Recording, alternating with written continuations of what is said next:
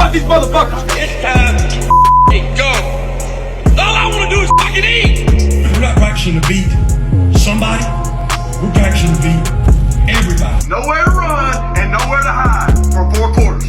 They got to see us in our house for 4 quarters. They got to look us in the eye for 4. This is about us and our family and our house. This is about us. This is our mentality. We ain't backing down. We ain't running. Set a tone, send a message. This is our house. Physical toughness wins in football now. And if you in this room, you got it. If you come in here, you better believe in it. Because this physical toughness is what makes the difference. Elite focus. That's all I do to the guy across from me. I'm fixing to whip his ass. Not in my box. Not today. It's about us. It's about our family. We attack. You take that helmet and you strike them. And you strike them and you strike them. That's how you get respect. Now I am gonna pick shit out of them. Physically, I want to break them. Oh, are you ready to go, dog fans? Welcome back into this edition, another edition of that How About Them DAWGSCAST. Man alive, I'm fired up. I don't know. I hear that pregame speech every week. Kirby gets me all jacked up as if entering SEC play wasn't enough. I got to hear that before I do this show. It's harder than it looks to keep your thoughts straight after hearing something like that. Holy cow. Welcome in, everybody. Glad to see you in here with us this evening. We're not going to beat around the bush a lot. We are done with the preseason. It's conference game time. Those South Carolina Gamecocks are rolling into Athens. And that's really what we're going to focus on this evening. Not going to spend a whole lot of time looking back at what has been. Let other people do that. No. We're going to take a look ahead. And I don't have a whole lot to get to because there's a huge, treat in this podcast tonight. I've got Chris Phillips. You may know him from the Spurs Up show here on YouTube, daily podcast. Chris is going to come visit with us, give us his perspective on what this game looks like. So we're going to venture into enemy territory a little bit. Looking forward to that. That's good stuff. But before we get there, I am going to take a few minutes here and just talk about what I think we're looking at this week as we head into conference play. First, let's start with the news. Let's start with some not so great news. Oh, no. Last week against Ball State, unfortunately, one of everybody's favorite players, Devon Bullard, suffered a sprained ankle. It looks like he's at best questionable for this game. Personally, I don't think we're going to see him play. And if you have heard Kirby's press conferences post-game and then on Monday, and I think even back to last week, he mentioned how the defense hasn't really been tested in the first 2 weeks by the offenses trying to throw the ball down the field. It's been a lot of quick game, get the ball out of the quarterback's hands, get on the perimeter, that kind of stuff, because they didn't think they could hold up against Georgia's pass rush. This is the week where you would expect that to change. A little bit of a pick on your own size kind of game, right? This is another SEC team. Regardless of what you think of South Carolina, those are SEC level players. Some of them may eventually turn out to be pretty good ball players. And this is going to be the first chance to see what our defense looks like when the quarterback wants to go down the field. And Spencer Rattler is going to try to go down the field against the Dogs this week. Now, even if Bullard were healthy, Kirby mentioned it a couple weeks ago, I think, how it's different moving back in the defense. Remember last year, Bullard was playing that star position, just kind of the Swiss Army knife of the defense, and kind of do a little bit of everything, cover a tight end, cover a slot guy, support the run, do all that kind of stuff. But now he was getting the start at safety this season. So he had moved back in the defense. And the game looks different. It changes your angles, changes a lot of things about how you play that position the further back you go. Even if Bullard were healthy, this was going to be a challenge for him. Kirby admitted as much. It was going to be very interesting to see how he played back there against a team that was really going to come at him with the downfield pass. So now Bullard looks like we're not going to have him. So what does that mean?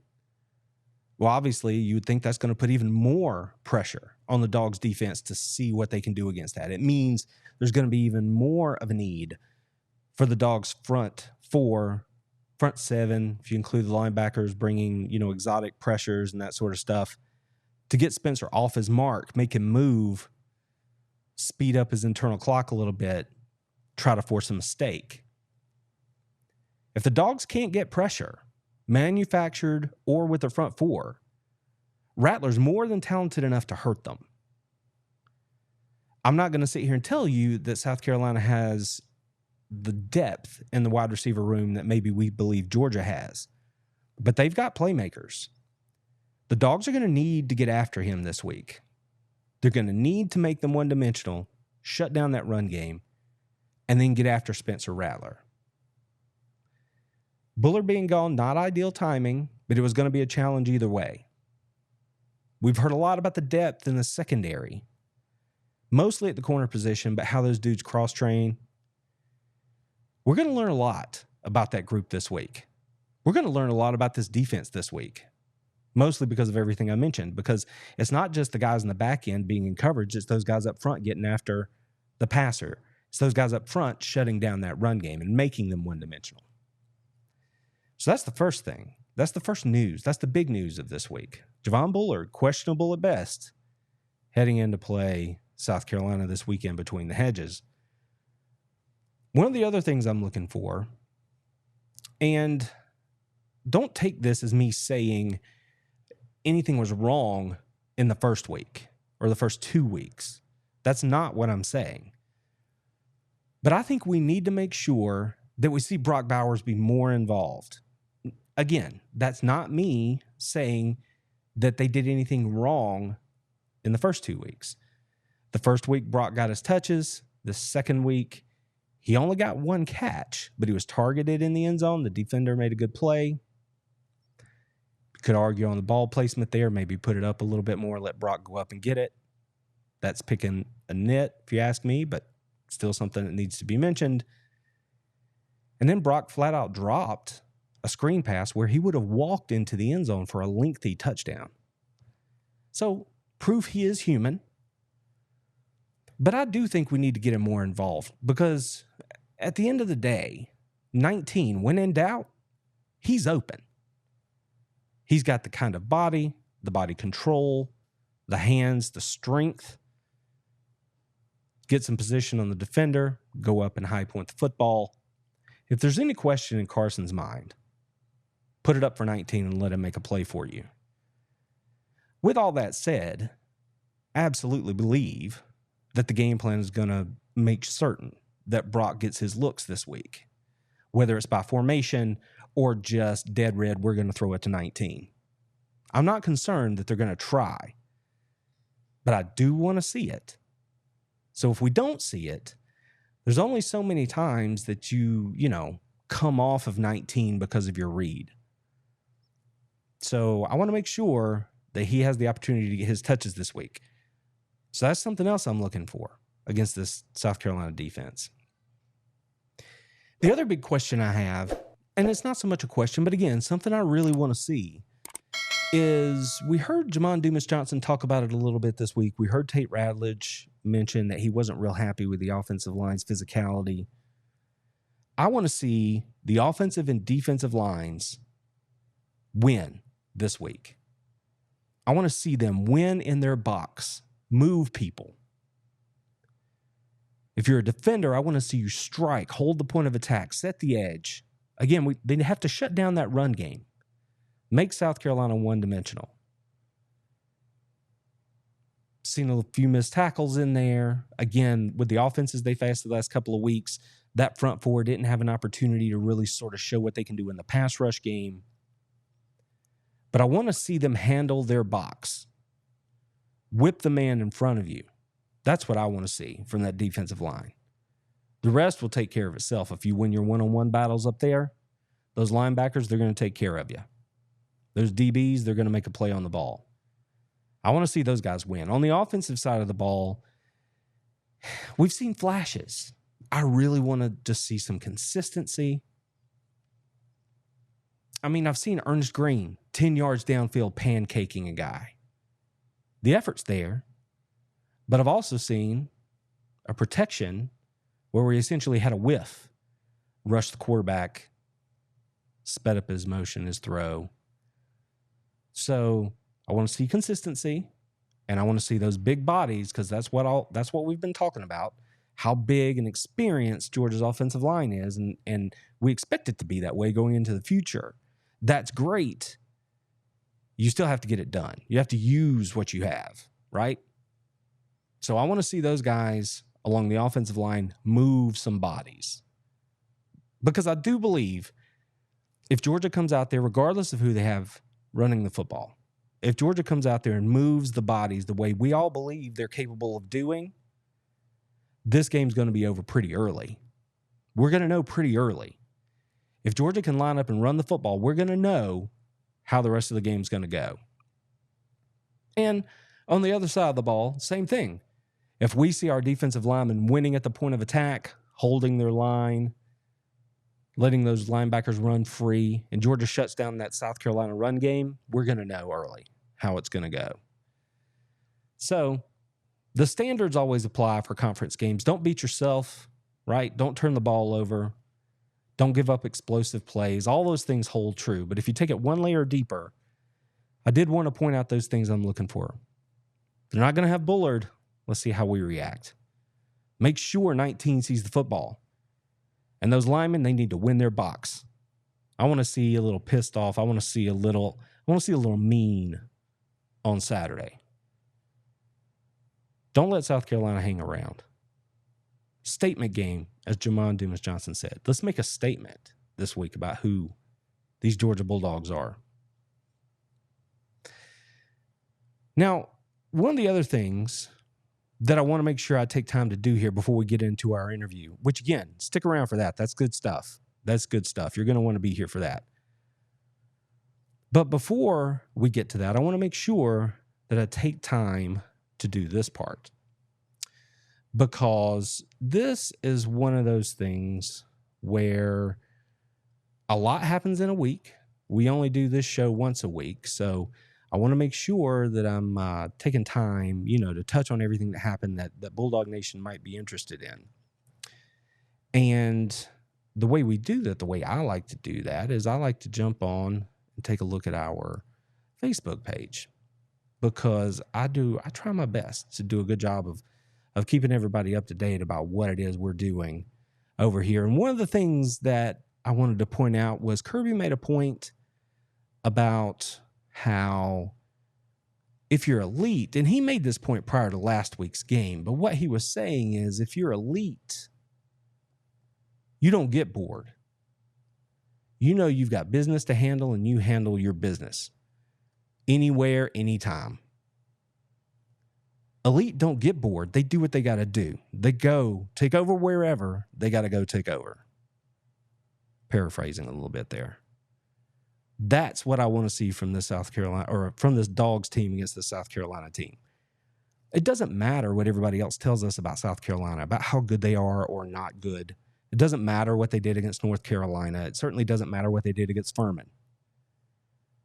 It's about us, right? That's what he says all the time. I want to see those dudes show up, breathing a little fire, a little scowl at kickoff.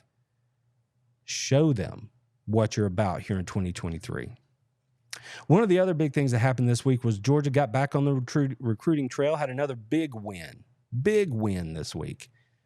Chris Cole out of Virginia, a top 100 linebacker, the number one player in the state of Virginia, committed to Georgia this week. 6'4", 220 out of Salem, Virginia. Chose the Dogs over Tennessee, USC, Miami, Virginia Tech.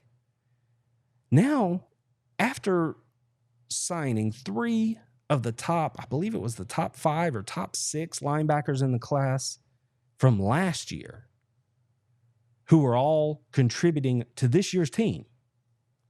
After that haul last year, what's Glenn Schumann, Kirby Smart do? Yeah, they go right back out and get 2 of the top 5 linebackers in the country for this year, including the overall number 1 linebacker. That's a sick unit. Athletic, fast, aggressive, hard-hitting, quality individuals.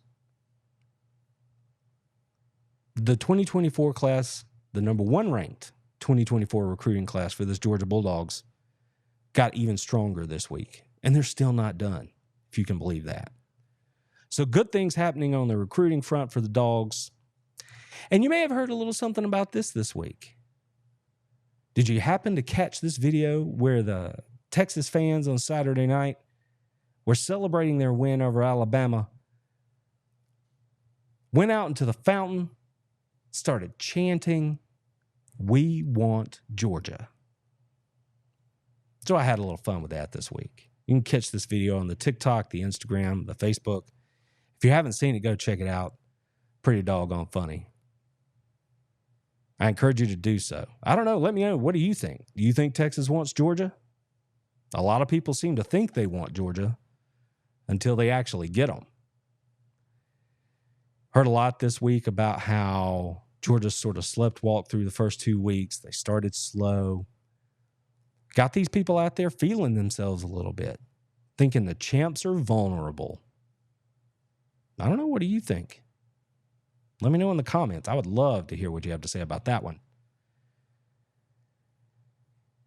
One of the things I like to do early in the week is ask people to drop their predictions for what the score is going to be this week in the upcoming game. We've had a lot of people get involved over on the Facebook and the YouTube channel, community page, dropping their predictions. If you haven't done that, you still got time. Get in there. Let me know what you think is going to happen. See Makai Muse there. What a spark plug that young man has been for this Dogs team early this year. So happy to see him having success. And if you haven't done it again, here's another reminder. We are giving away a 2022 National Championship Georgia Bulldogs football. If you haven't gotten entered for this drawing, still plenty of time. We're going to leave the window to get entered open until Auburn weekend. That's when we're going to do the drawing. So if you haven't gotten entered, please, if you're interested, run over there, get yourself entered. And remember, you can enter more than once. Follow the link, get your entry in there, and then you have choices about, I want to enter 10 more times or 20 more times or whatever it is. And there are instructions for you at the site about how to do that. So if you're interested in that, please don't miss out on your opportunity to win that football. It's a beautiful thing. And that brings us to tonight. That brings us to South Carolina and this exclusive preview I have for you. You're only going to see this interview, this video, here at a Damn Beast Media and How About That DAWGSCAST. So I want to make sure that you are doing exactly what it is you want to be doing. Settled in with your drinks, your popcorn.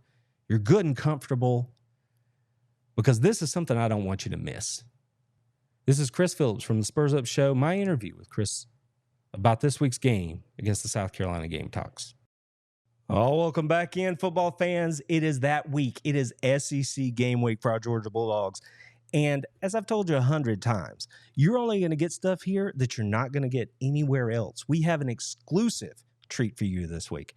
And as I introduce my guest here, I just want to back it up a little bit and say, remember, I took that little trip up to SEC Media Days this year, spent a week in Nashville, and while I was up there, I started looking around for a fella who I'd been watching his work here on YouTube. I appreciated what he's doing, and I thought I ought to say hello. He was nice enough to spend a minute chatting with me. We set this thing up, and now he's here to bring his perspective on these Gamecocks to you. Chris from the Spurs Up Show is joining us today. How are you doing, Chris?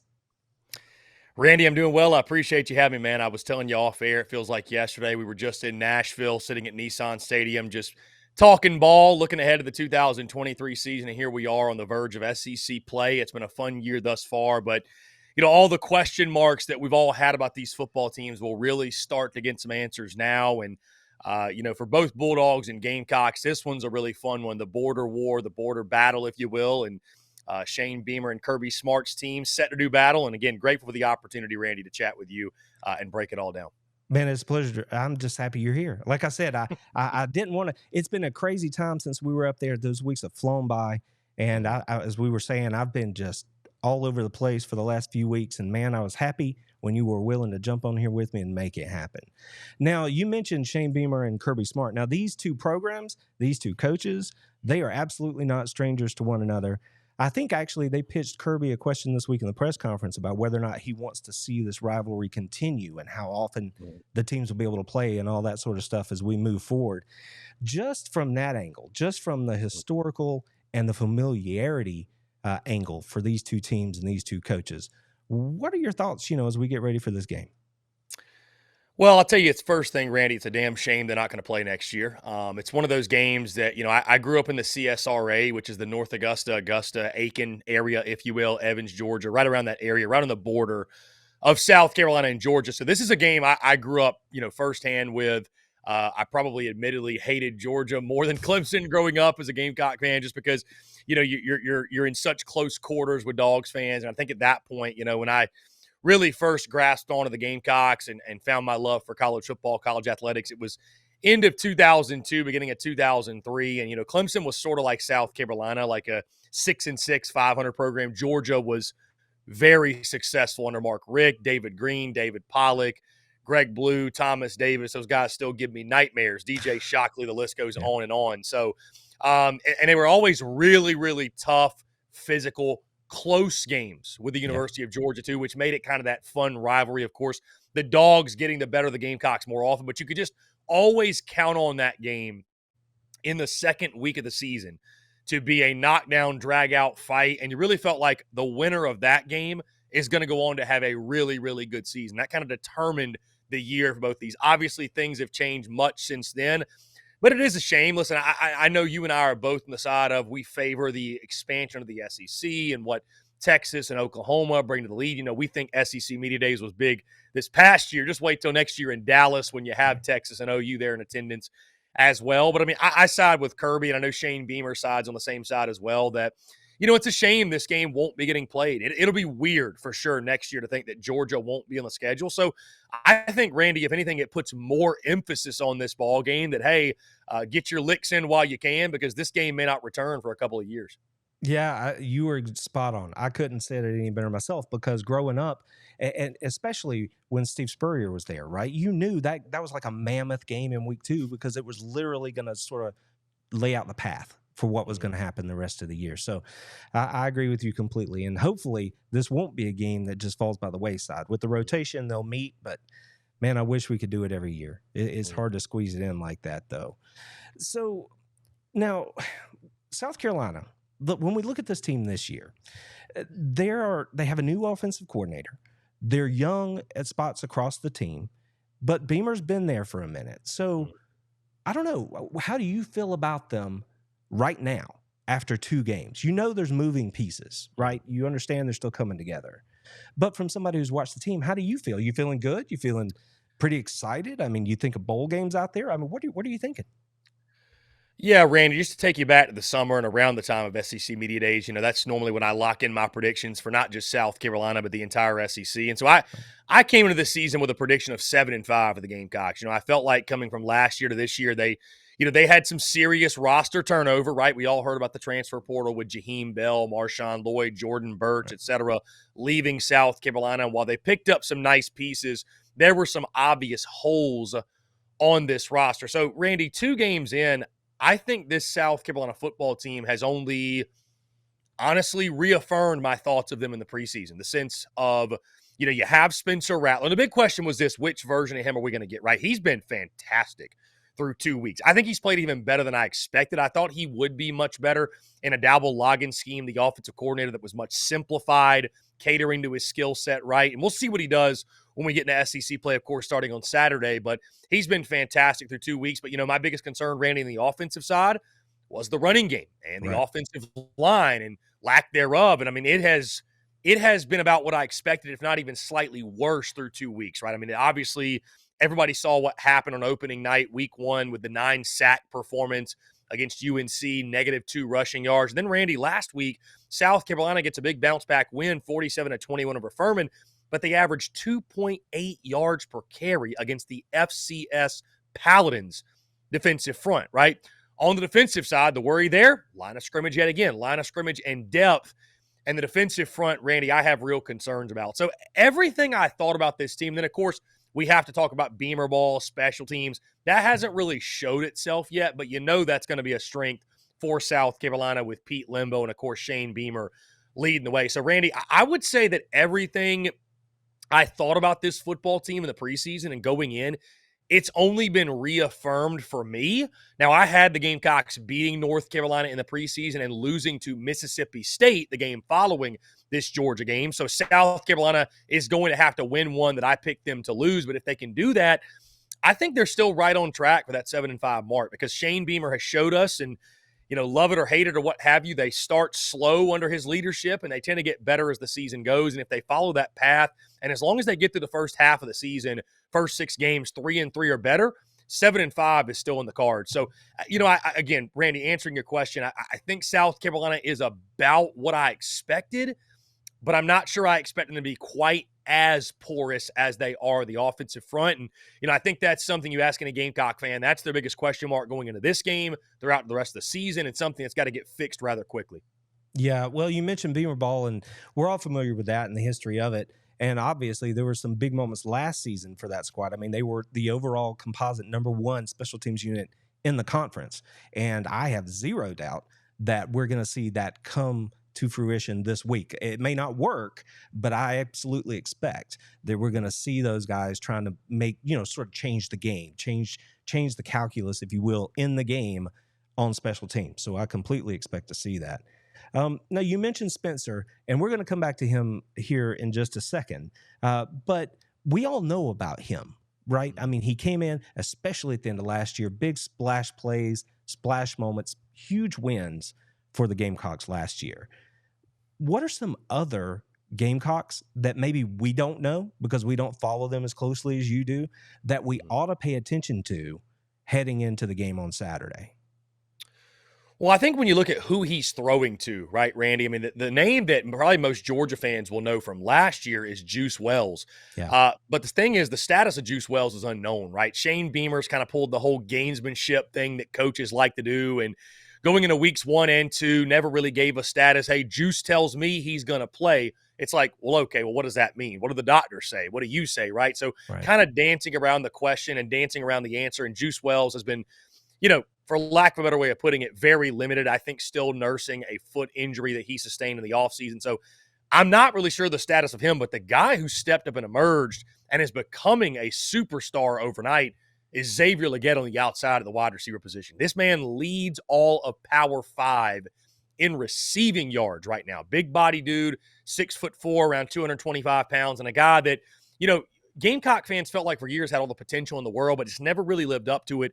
And it was the kickoff return against Texas A&M, Randy, last year that he took to the house to open the game. I think that was kind of the light bulb moment for him, where the confidence, he was a different player after that, right? Had the big catch in the bowl game against Notre Dame. Yep. And here's a great stat for you.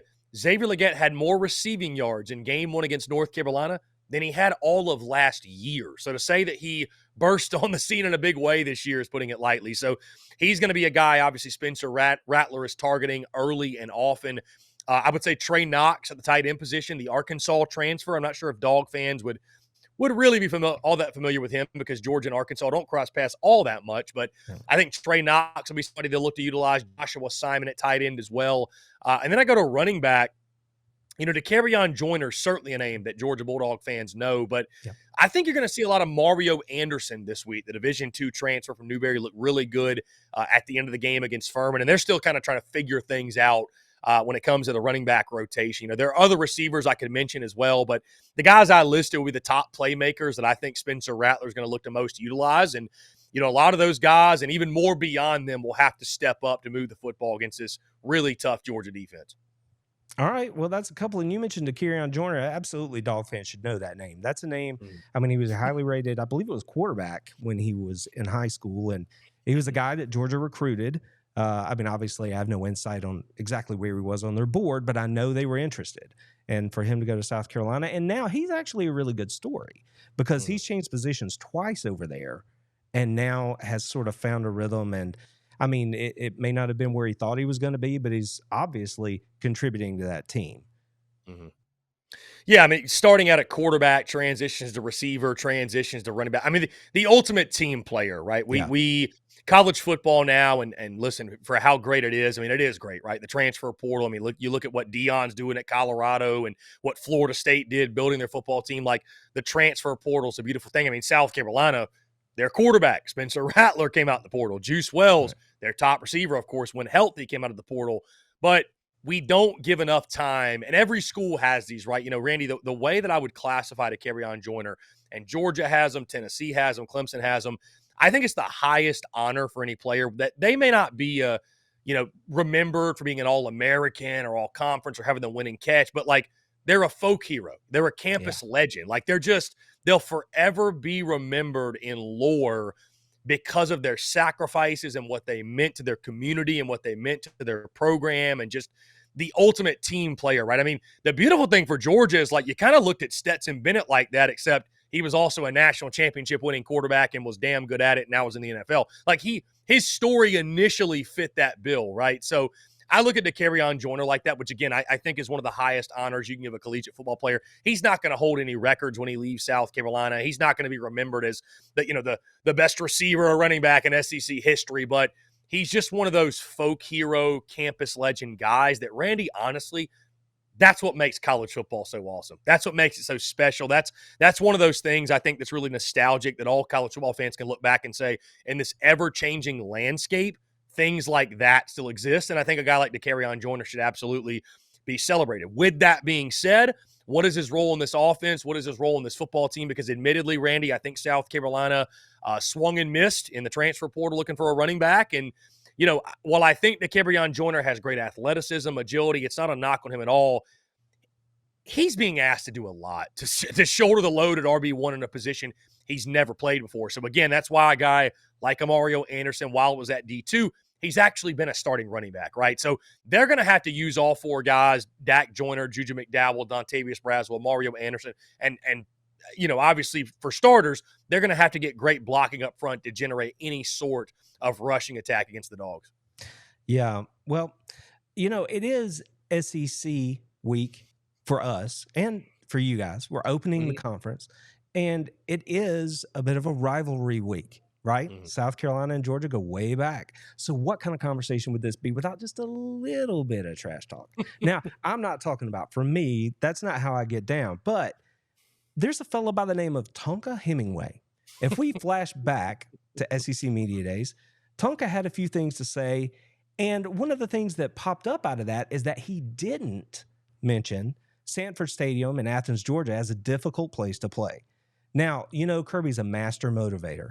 And of course, this week he took the opportunity when he was asked about his fans to bring up the fact that Tonka had said that. And he absolutely sort of placed him as the villain for the fans this week to sort of get them juiced up, right, for the atmosphere. When we were at SEC Media Days, I flat looked Spencer in the eyes and said, hey, last year Hendon Hooker and #1 Tennessee rolled in between the hedges, and you saw how that played out. This is your first trip to Athens. Do you have any thoughts on the atmosphere at Athens or what it's going to be like when the Cocks roll in there? And he gave me a really non-interesting, we were focused on week one answer. Like he didn't really get into it at all. But I am curious, like, what do you think? Do you have any thoughts on what Tonka said? Good move, bad move? And what do you think about Athens, especially given the success that the program has had, lately? How do you view that as an environment, especially in conference play, that another team has to come into? Well, Randy, I'll just say this about Kirby. I respect what he did, and I understand why he did it. And like you mentioned, he is a master motivator, and that's one of the things that, I mean, listen, I admittedly, I don't care who hears it. I love listening to Kirby Smart halftime speeches or post game. I mean, he's arguably the most electric coach when it comes to like those things, quote unquote, leaking, right? Getting out there. I mean, it's awesome hearing him. Either way, though, I get why he did it. I get what he's doing. I say poor Tonka Hemingway, though, because, I mean, the guy's asked a question at SEC Media Days, and Kirby Smart is reaching. And granted, he was asked the question by the reporter, right? All he can do is respond to it. But, Tonka, is asked the question, of course. And I actually saw the clip today, just said, you play at Willie B. It's a great environment. What are some of the other great environments, the best environments you've played in? And like you mentioned, he did not mention Sanford Stadium. He just said, Texas A&M, Neyland Stadium. They're both really loud, and it ended right there. So, Yeah.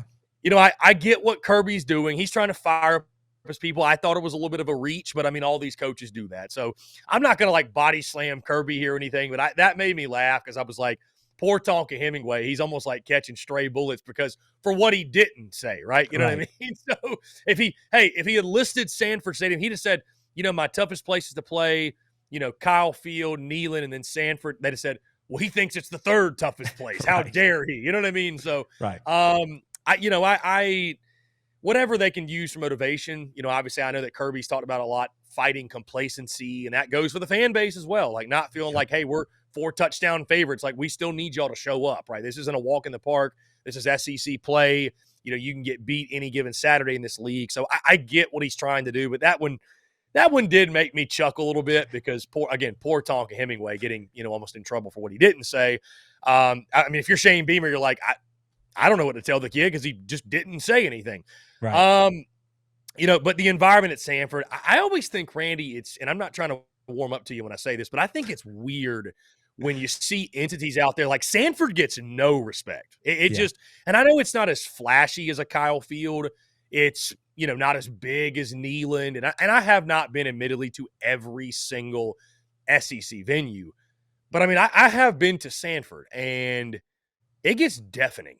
I mean, when Georgia fans want it to be, it gets deafening, right? So I don't buy the whole Sanford's not loud, not a tough place to play. Like, I don't know if you have ever, I mean, not speaking to you, but I was going to say, like, if you are listening to this, you've never met a Georgia fan, you're going to change your mind rather quickly because Georgia fans get rowdy, they get raucous, they're as into the ball game, they're smart football fans, they know what they're watching. That's why they're able to be so connected and locked in. And so it'll be a tough place to play. I mean, I fully expect, even if Kirby didn't say anything, but certainly since he did, Georgia fans will show up, show out. And, you know, it's funny. There's this feeling that I have, you know, looking back at 2021, I mean, over the years too, but like, I think Georgia fans are still pissed off because of what Spurrier did when he was at South Carolina. It's like, I don't feel like Georgia ever comes into the South Carolina game like sleepwalking. And the Georgia fan base, you can count on it being a sellout when the Gamecocks come to town. And I don't know if it's because of people still pissed at what Spurrier did, or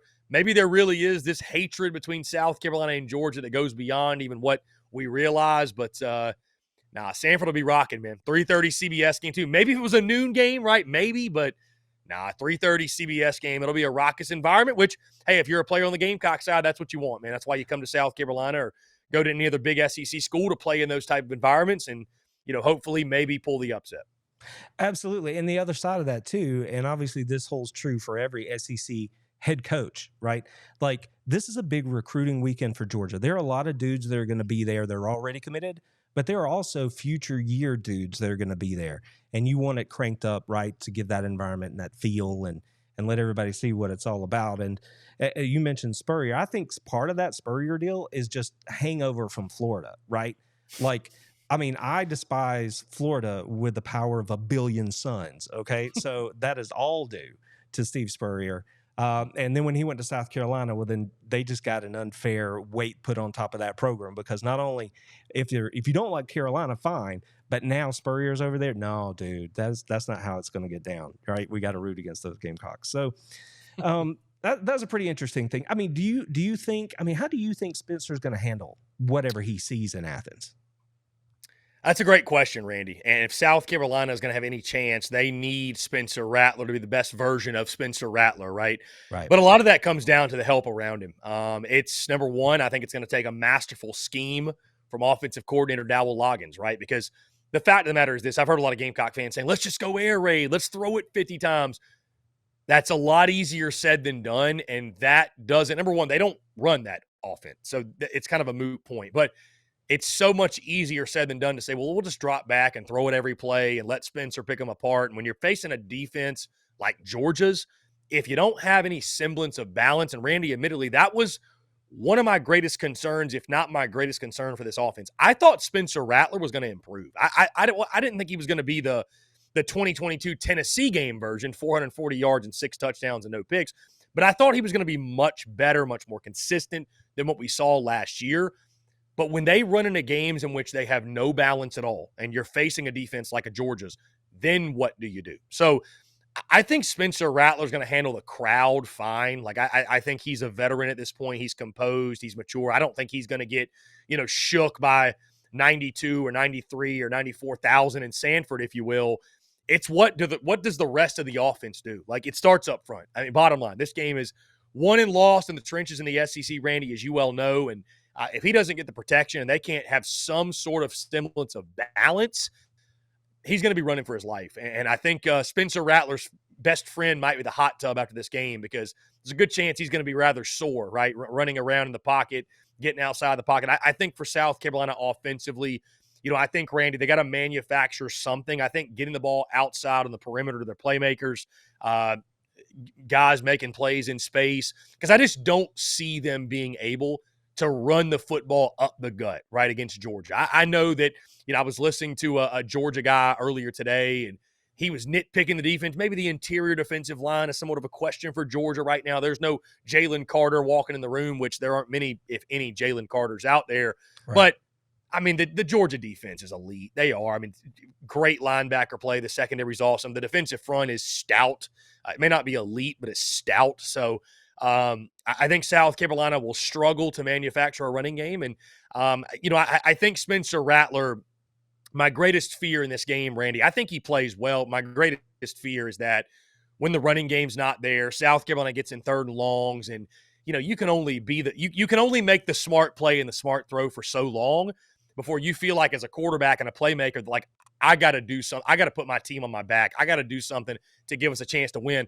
That's when you start playing hero ball, and that's when you throw that football right in the teeth of the Georgia defense. So it's going to take a special outing from Spencer Rattler, but the way he's been playing, Randy, I mean, I don't think it's out of the question that he could do it on Saturday.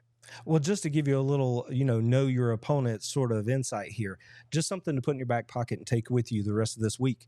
Over the last 4 years, the Dogs have only allowed 78 yards a game on the ground. Now, I don't know that, like you said, there is no Jalen Carter there, but this unit has been elite at striking, holding the point, taking on the run game, right? And those dudes are back, all those dudes. So that were integral in making that happen. So that's just something to remember.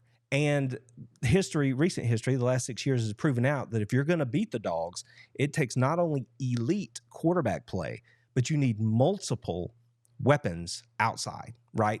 Because you can take away one guy, but if you've got that second guy, maybe even that third guy, then you can put the Dogs in a pinch, right? Because if you don't get home, that's when you get hurt. So just, not for nothing, just that 78-yard number is a big number, right? You're right. They have to be able to get some sort of run game if they're going to stick around.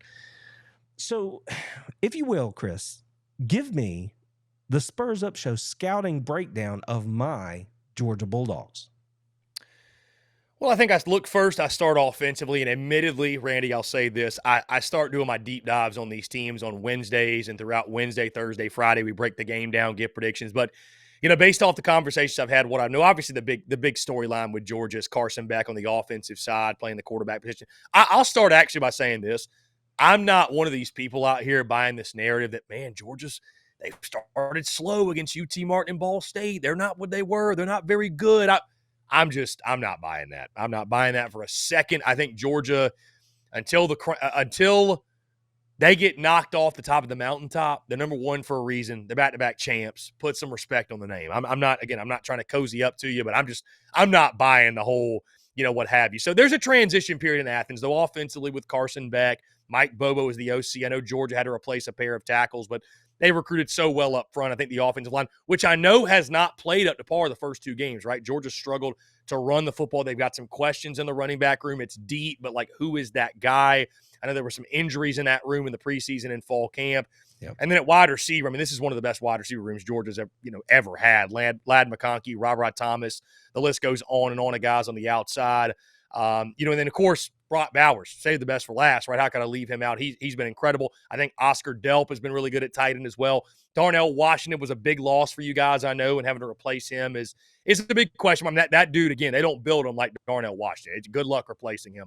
But I think Georgia, honestly, is loaded on the offensive side, and the whole Mike Bobo chatter, and a lot of Gamecock fans will poke fun at Bobo this week. But I think what people have to keep in mind is Georgia last year, I think, averaged around 42 points per game. Right at it. as an offense. Yeah, right at it. And the last time they averaged more than that was 2014 when Mike Bobo was the OC. So he knows what he's doing in Athens.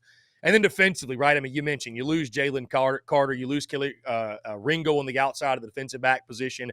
I know Javon Bullard is one that may be out for this game at the safety spot. We'll find out more tomorrow or Thursday. But Georgia's elite defensively. You know what I mean? Like I don't have to go name by name, what have you. Like you mentioned, the way they've recruited, Kirby has built a real legitimate beast, a real legitimate monster, in Athens on the defensive side and really throughout the football team, but especially defensively. And you kind of look at Georgia, and maybe one of these years it won't play out this way, but it feels like every year for Georgia, it's like, this year's backups or next year's draft picks. I mean, that's just the way they've built that thing. So, again, defensive line, like you mentioned, there maybe were some questions there, but, I mean, you have so many good players. Nazir Stackhouse leading the way up front. Fantastic linebacker playing in the secondary as well, which, I think is, you could argue it's better than last year. So, to me, Georgia's a complete football team. Admittedly, Randy, I had Ohio State beating them in the national title. And really one of the only reasons, because I picked Georgia the last 2 years to win it all, I'd say the reason I picked Ohio State, I think, Georgia with Carson Beck, what's weird is we may not know a lot about Georgia in that regard until the SEC title game, because it's like, how many tests is Georgia really going to get? But it's also just insanely hard to win it 3 in a row. I mean, that's Georgia's trying to do something that hadn't been done since the mid-30s, right? Since Minnesota did it way back when. So, Georgia's a complete team. I mean, you look, and Randy, I don't see a lot of weaknesses. I think Georgia is as complete as they come, and I'm excited to see, obviously, South Carolina, but this Bulldogs team, in a game with someone, pick on somebody your own size type deal, because these first couple of weeks, Randy, like I think it's great for fans of those schools to, hey, your team gets their feet wet, you get to see some different guys, you get some blowout wins, but like I'm excited to start actually learning some things about these football teams.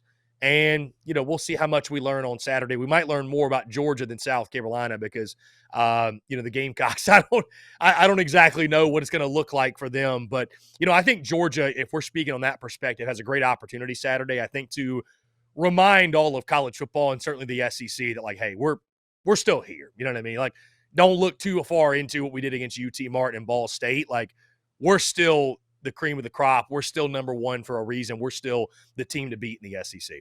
Well, there are a lot of Bulldog fans out there who are looking at this game as a bit of a prove it week, right? I mean, not that they're doubting these dudes, but it's like you said, you step up, you're in conference. Let's get a better weight, a better measure of who we are right here. And we'll, it will play itself out. And that's why we watch the games, right? So I heard today that you mentioned your power rankings. I don't even worry about the power rankings until we get into conference play. It's just so hard to read what you see, right? So I'm with you on that as well. Now, this is the last one. It's time to get down to brass tacks right here. What are your keys to the game in Athens on Saturday? And you can take it, what does it take for Carolina to win? Or you can just take it from generic keys from both sides. You can run with it however you like, Chris.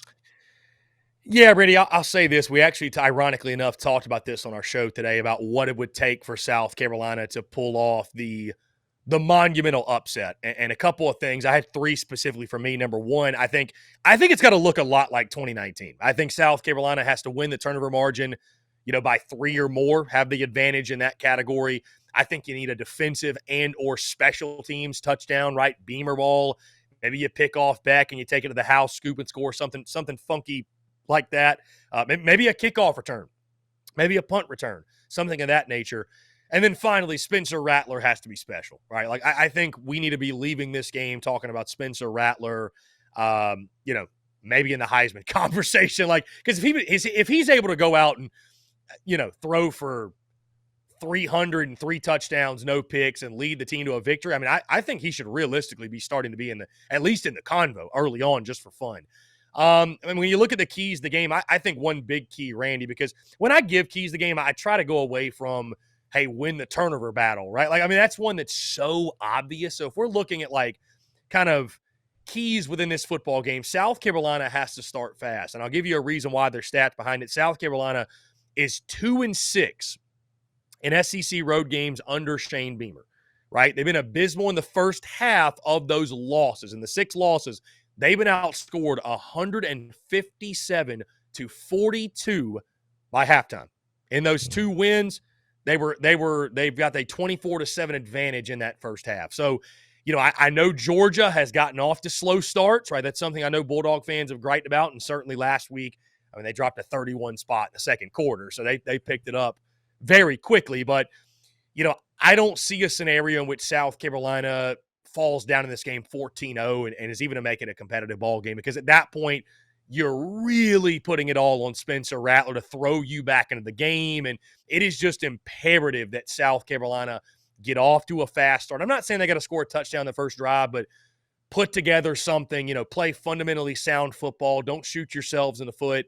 But realistically, Randy, I would just say that, everything I mentioned is what it will take. And, the key for this football game, run the football, stop the run. That's the SEC. Welcome to the SEC. If Georgia is still not able to get a running game going, then I think all of a sudden things get interesting, because now you're putting the pressure on Carson Beck in second and third and long. And the Gamecocks' strength of their defense is their secondary. Now, if they have Nick Emanwari back or not, we shall see. That will be a huge storyline in that ball game and a huge boost for them if they get him. But, line of scrimmage will be key. If South Carolina can hold up, they've got a good shot. Now, that's the huge if, because we saw this offensive front, defensive front, what they did against UNC, and it was absolutely abysmal, right? So I don't have a lot of optimism that they will do that, but I guess that crazier things will happen. But again, for the Gamecocks to make it a second half game, they've got to find some semblance of balance offensively. They've got to be able to put this game on Carson Beck's right shoulder defensively and make him beat them through the air. You can't allow Georgia to just run it down your throat. They need Beamer Ball to strike in a big way. And again, they need Spencer Rattler to be special. And maybe, just maybe, then you look up in the fourth quarter, it's a 1-score game. All right. Well, I can remember that. That sounds like a good plan to me. I know the Gamecocks are like, let's see that happen, right? So, all right, Chris. So, man, I appreciate you taking some time to come sit in with us, break down the Gamecocks Georgia matchup this week. It's so good to be in conference play. Before we get out of here, I want to give you every opportunity to let the people know where they can find you if they want to keep up with the Gamecocks, if they want to catch your show, all that good stuff. Take a second here and just let everybody know. Well, Randy, first things first, man, I appreciate you so much. You do a great job with the damn Beast Media and highly encourage, obviously, all those that are tuned in right now that are fans of your show. But you do great work, my friend. So I appreciate you having me and grateful for the opportunity. But yeah, I'm Chris Phillips. We're at the Spurs Up Show, Twitter or X or whatever you want to call it, Facebook, YouTube, Instagram, TikTok. Wherever you consume content, we're there. We also air a daily live show called The Daily Crow, which airs noon to 3 Eastern time on YouTube. And we do talk other things, Randy, other than Gamecocks. We talk SEC. Like, for example, Mondays I'll do my drive around the SEC, talk about the games. Tuesday we do SEC power rankings. Thursdays and Fridays we preview the games, give predictions for the games, all that good stuff. So along with talking Gamecocks, we're talking a lot of SEC content, and we take questions, comments, and calls. So any Dogs fans or anybody else that wants to call in, chime in, talk a little ball, talk a little smack, you can do that. And then, of course, the podcast drops daily, iTunes, Spotify, Google Podcasts, wherever you get your podcasts. You can check us out there, and drops every single day, 5 p.m. Eastern. Also, Randy, I want to make sure I plug this for all the Dog fans out there, especially after every single football game this season, we are airing a post-game call-in show, and that will be the case after the game this Saturday. So any Georgia fans want to chime in and talk a little smack and just talk ball, just talk about the game, we'll be live on YouTube within 10 minutes of the conclusion of South Carolina, Georgia on Saturday night. So going to be a ton of fun, man. The post-game call-in shows, as you can imagine, have been electric, and expecting more of the same on Saturday. But again, Randy, I just really appreciate you giving me the opportunity, man. It's always a pleasure to talk ball with you. I've had a wonderful conversation. This has been great. And rest assured, the only people hanging around my channel are really college football nerds. They're hardcore. They want that access to that sort of content. So that's good stuff right there. So, check out the Dogs, follow what we're doing, and then see what the enemy's up to, too. I love the sound of it. That sounds good to me. All right, Chris. Again, man, thank you so much for being here. And then until next time, go Dogs! Told them, how about them fucking dogs? That's what I told them.